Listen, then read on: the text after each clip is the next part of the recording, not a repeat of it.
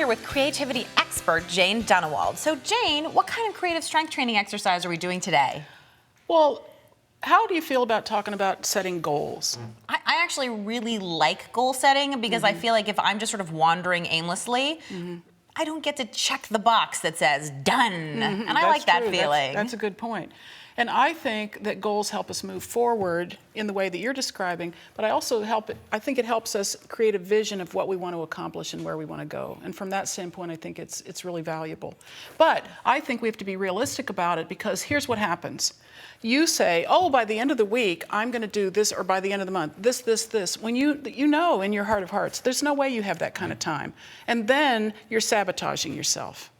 I agree, and I think that's why they always say, like, how do you eat an elephant? And the answer is one bite at a time. Exactly. So if your goal is to eat an elephant, then you have to set a schedule for how much you're going to eat each day in order to make that happen. Yeah, that's making me a little sick right now. But anyhow, but I do think that it's a good idea to think what you'd like to achieve in a week and then look at a month and then go back and revisit it, instead of setting something that is sort of written in stone that's bound to disintegrate over time. Keep resetting the goals. I agree. And, you know, they say that the reason that vision boards work is because that when you can actually verbalize and say what it is that you want, or cut a picture of it out of a magazine and paste it to something, then you're kind of focused on it. I mean, we were talking earlier, it's like when you get new shoes and suddenly you notice everybody's new shoes.